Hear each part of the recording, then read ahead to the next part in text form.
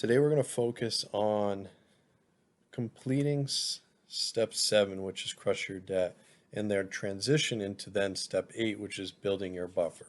So, John and Sarah have been working diligently over the last couple of years, and you might take a few years yourself to pay off all of your debt. That is okay, stay the course, but at some point in the future, sooner than you think, you will pay off all of your debt.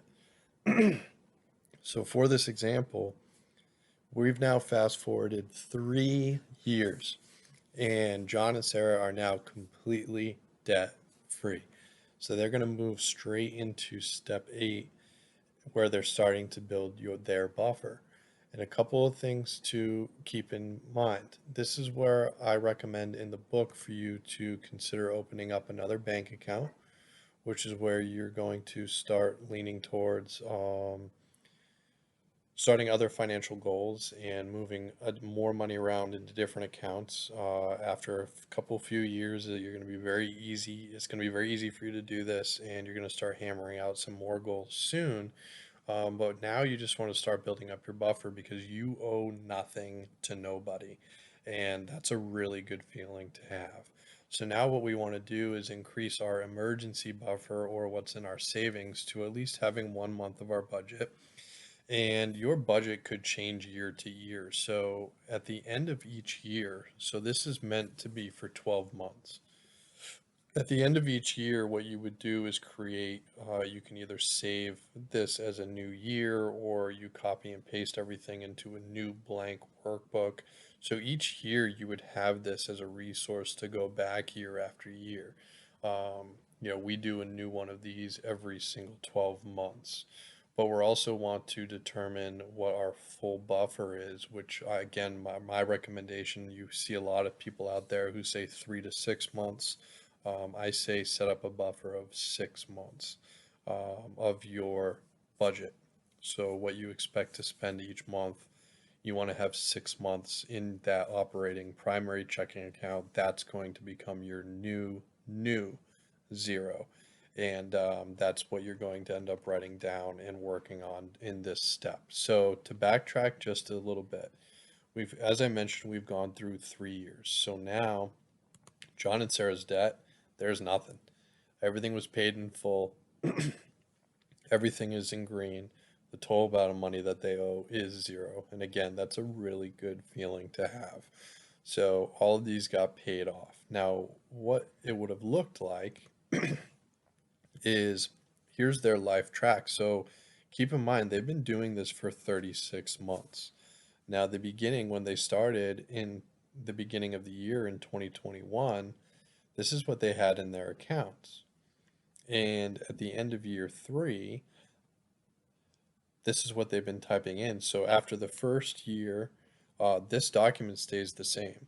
In year 2, year 3, these numbers never change, but they always, whenever they check back into this, they're always typing in these numbers here in yellow and then typing in how much that they had, which is now zero.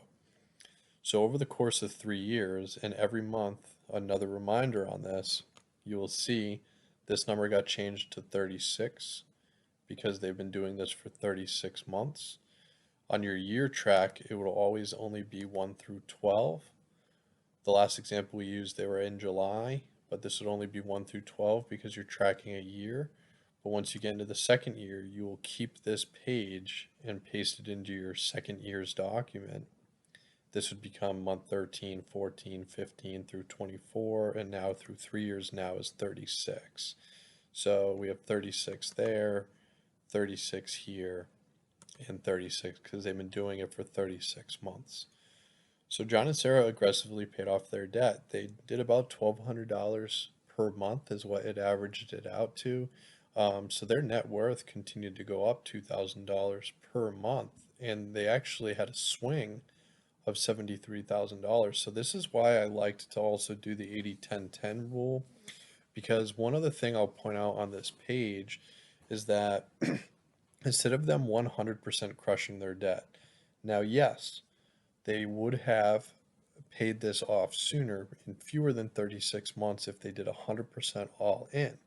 But the moment you get to zero here, the amount of money that we have is not as much because all of this money here in the savings would have went towards debt.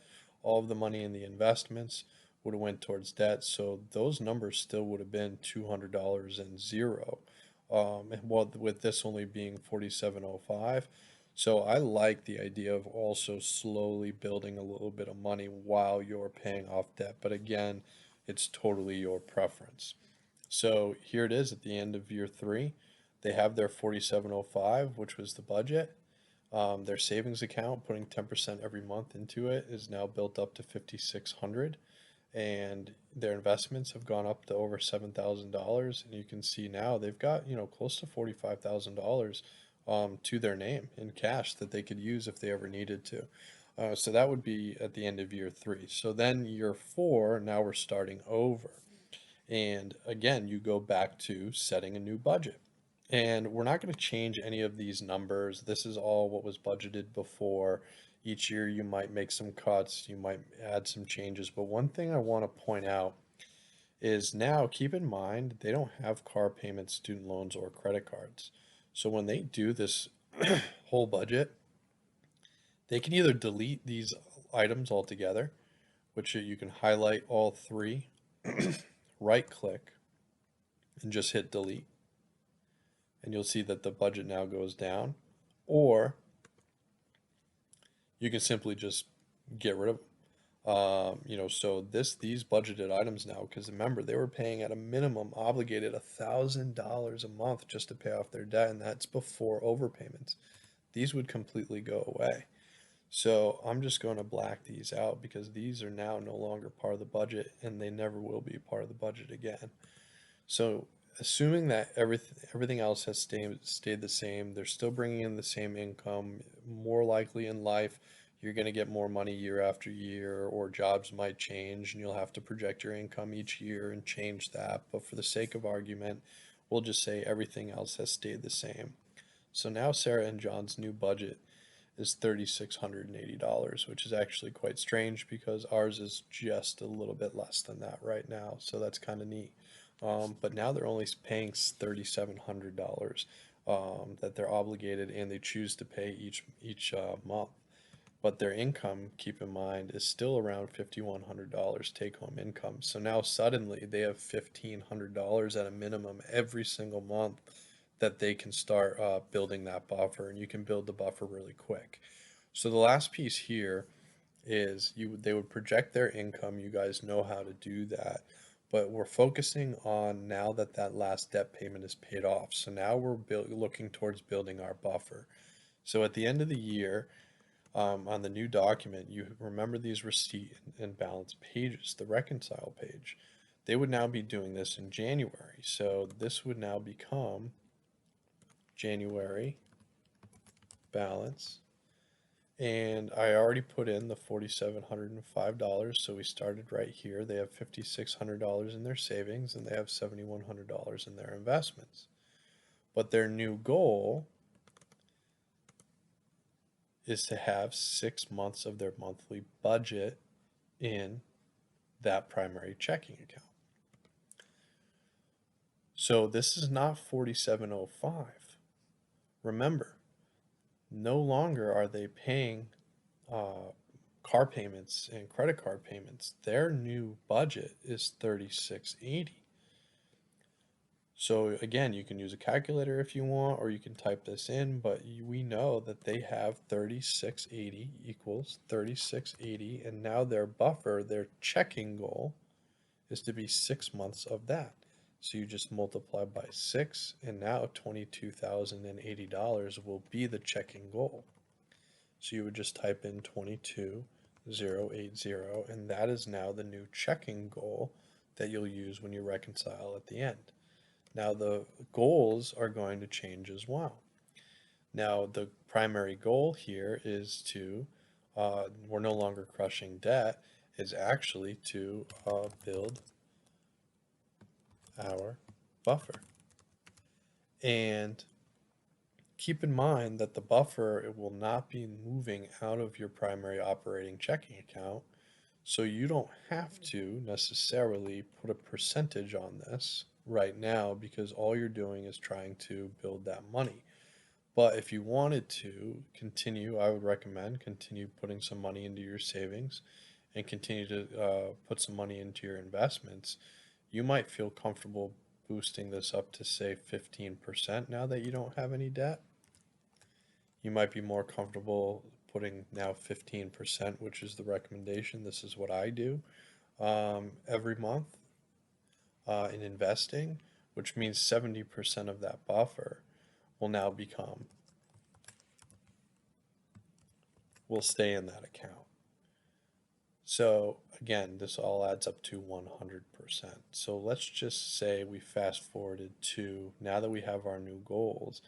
And you could, if you really wanted to, type in, let's say save for college now becomes real. And you can start tackling money in that. You wouldn't put necessarily anything into that right now because you're building your buffer, but you're setting that up for the next step. Once you start hammering out your goals, just as a reminder that that is what you want to do. So now we're in step 8 and we're building our buffer. So for the sake of argument, we now change this and say that this is now the end of the month for John and Sarah. And they don't have, you can see they've taken the credit cards out and everything like that as well.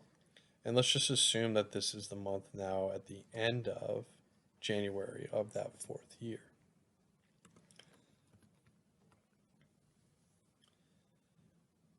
Now it's the end of the 4th year. They have $1,800 to work with. And that $1,800 now goes pretty much into the account. So now that we have this balance, let's just say for the sake of argument at the end of this month, at the beginning of the 4th year, there's, I don't know, $5,500 in that account. Or maybe it's even more aggressive and we say it's $6,500 in that account. Remember what our new checking goal is. So because at the end of the month we would go equals 6,500 minus this goal, that leaves a negative $15,000. So that number is less than what it is, so we would not type in anything here, no reconciliation, because we're just specifically building that buffer. One final thing I will mention, since our simultaneous goal is to have an emergency buffer for 1 month budget, John and Sarah's new budget is $3,680 in their savings account today.